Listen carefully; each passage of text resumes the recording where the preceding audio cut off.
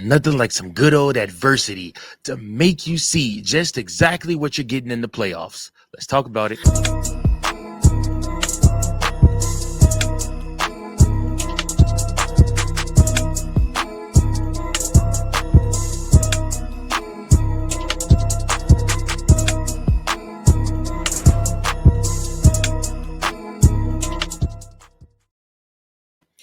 Yes, indeed. Welcome into another episode of Chicago Cubs Central, your number one spot for all things Chicago Cubs.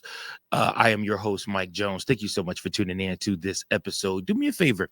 If you like the content, if you appreciate the content, if you enjoy the content, please go ahead and like, share, and subscribe to this channel. We try to bring you the best, very best content in Chicago Cubs today. That's right. So please go ahead and hit that subscribe button. We are steadily trying to grow. Hit that follow button or hit that subscribe button. Appreciate you so much for that. And also hit the notification button. That way, anytime a new episode drops, you will be first on the list to know. So with that being said, the Chicago Cubs did play the Houston Astros on Friday. They did end up losing this game 7-4.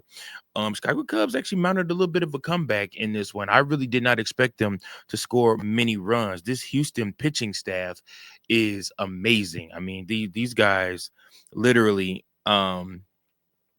just look so good. And I mean, I their bullpen is probably the top bullpen in the MLB right now, or at least one of them. But we have Brandon Walter, who was the starting pitcher for the Astros, who pretty much put the Chicago Cubs on ice. Cubs couldn't do nothing with him at all. They had nothing for him, no answers for him at all. They got close to scoring, but I think Dansby was on third once against him, but really didn't have anything for him in the way of being able to keep him at bay. Now, on the other hand, Cade Horton, who will be the topic of conversation, is the topic of conversation because of the Chicago Cubs loss. A lot of people are going to point to Cade Horton and say, "Oh, he had a poor game," or "Oh, he sucked this game," or "Oh man, he just couldn't figure it out this game." And while you are correct, Cade Horton failed to find the strike zone, failed to locate the strike zone, failed to be able to navigate balls and strikes and really go on the attack. I think Cade Horton is at his best as a pitcher when he's going on the attack. He more than likely will go on the attack when the Chicago Cubs score runs, which they were unable to do against I guess the Astros starting pitcher, Walter. So, like I said, it was one of those things where I felt like Cade Horton just really couldn't find his groove. He never looked comfortable out there on the mound. I mean, literally every single inning that he was in, there was no clean innings. And for a young pitcher, it's so important that you have clean innings of baseball, a guy like Colin Ray, a guy like Matthew Boyd, guys like Jameson Tyone, they've worked themselves out of those tough innings where they will load the bags or have two outs with two on or something like that. But for Cade Horton, if he is not getting easy outs and the game is not coming easy to him at this young age, he usually tends to crumble. In the games we saw in the past where he's had runners in scoring position and he has had to figure it out, um, he usually often crumbles after a while. And I mean, that's just pitching. I think that's just baseball in general. You know, you can't load the bags or allow two guys on because of walks or hits or what have you, and then expect to get out of it every single time. It just doesn't work that way in baseball. Eventually the numbers are going to catch up with you and you're going to end up giving up a big crooked number. And that's what Cade did in this game. Cade gave up a Diaz homer and a Cam Smith homer, both that scored 3 runs. And that put that put the Astros up by 7. And literally, they didn't have to score again after the 4th inning. The Chicago Cubs did the rest of the scoring. You did get another home run, 2 home runs in 1 week from Nico Horner. He did hit it to that little short porch that they have over there at the Astros Stadium. It's not Minute Maid Park anymore, which is really weird because I really want to call it that, but it's not Minute Maid Park anymore. But anyways, Nico Horner homer there. And then Shaw doubled to left and scored Horner and Kelly. And then Shaw doubled to left again and scored Kelly. And so Matt Shaw had 3 RBIs in this game. Very, very good showing out of him. Nico Horner, is good to see his home run too. But let's look at the rest of the Cubs. Again, Ian Happ kept in check. 5 at bats, 0 for 5. Kyle Tucker kept in check, 0 for 4. With his Seiya Suzuki went 2 for 4. Dansby Swanson went 1 for 4. Piker Armstrong has cooled all the way off, guys. We went 0 for 4 in this game. I think Pete's kind of in his head right now, and he has some issues going on, some mental issues going on, I feel like. But again, you're gonna have highs and lows in this game. You're going to have good at bats. You're going to have good times. You're going to have times where you struggle. And Pete has looked very good this season, and he's been highlighted by the MLB. He's been highlighted by the league. But now there's a target on his back too, and we've talked about this before. That might be an episode for Monday when the Cubs have a day off, where we really talk about the fact that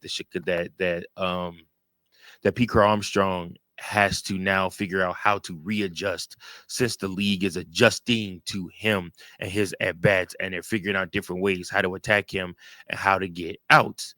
He has to then now go back to the playbook and readjust again to figure out how to help his team, because Lord knows if we're going to beat anything this season, we're going to have Piker Armstrong at his best. You look again, Carson Kelly went 1 for 3. Nico Horner went 1 for 3. Justin Turner went 1 for 2 in this game. And then Michael Busch took over a pitch pretty much halfway through the game and went 0 for 2. And then Matt Shaw went 2 for 4 in this game. Cade Horton did pitch 4 innings, allowed 8 hits, earned 7 runs, 4 walks, 2 strikeouts on 80 pitches, 52 of those being strikes. His ERA is 4.80 now. And then the other 4 innings of the game were pitched by Chris Flexen, who only gave up 2 hits, 0 earned runs, no walks, 1 strikeout. And so that brings us to our question of the day.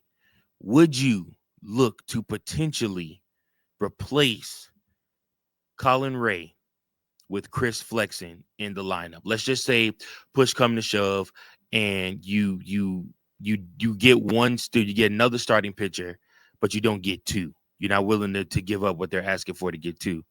Are you willing? Do you think Chris Flexen, who has a 0.64 ERA, do you think he's earned the right to be able to go in and to have a shot at starting pitching again? He was formerly a starting pitcher. Comment below. Let me know your thoughts, guys. Do you think Chris Flexen ought to get an opportunity to be a starting pitcher again in this league for this team, even if it's a spot start? But he's just shown you that he is able to shut down these hitters. I mean, like I said, this isn't some short body of work here. Chris Flexen on the season, has pitched. I mean, let me look and see how many innings he's pitched. The games pitched, he's pitched in 15 games, 28 innings pitched. He's allowed 16 hits, 3 runs, 2 earned runs, 1 home run. But outside of that, he has not allowed anything else. Chris Flexen looks pretty good. Now, again, it is a sample size. He might allow a run or 2 if he is, starting pitching. But we'll have to see. I think it's worth a shot. I mean, you've seen what Colin Ray can give you.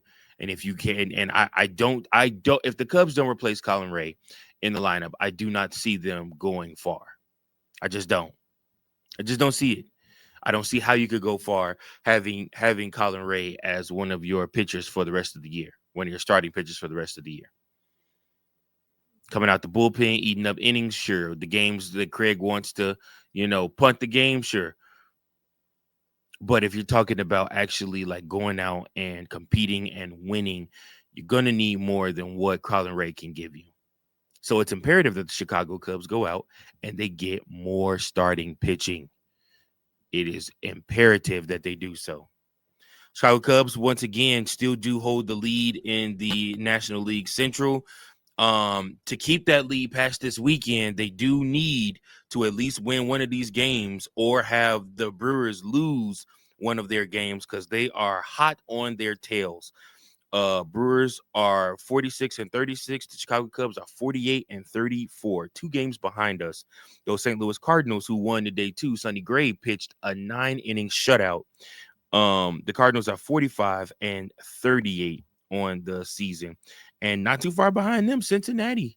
Cincinnati isn't too far behind. We're all kind of bunching up now. Cincinnati's 5 games out, 43-39. So again, that is your standings watch. Chicago Cubs got work to do, and you need to add on. You need to add on pieces. You need to see what else you can add on through trades so you can be successful. But we'll just have to see what happens. But that's my time for today, y'all. I appreciate each and every last one of you guys for tuning in to this episode of Chicago Cubs Central. Remember, this is your number one spot for all things Chicago Cubs. Remember to like, share, and subscribe. Leave us a voicemail at 217-816-5498. Or you can write me at cubsbaseball1992@gmail.com. Chicago Cubs, like I said, will face again these same Astros, and God help us, this game will be on Fox, and it's Colin Ray versus Lance McCullers, who does have a worse ERA than Colin Ray. So I hope and pray that this is the game Chicago Cubs take, because that Sunday game is going to be tough. It's going to be a hard watch. It's going to be tough, but we still support our team throughout the good and the bad, right? Because we are Chicago Cubs Central and we are Chicago Cubs fans. So I appreciate each and every last one of you guys. Until next time, go Cubs. Thank you for watching another episode of Chicago Cubs Central, the number one spot for all Chicago Cubs content. Remember to like, share, subscribe for more Cubs content.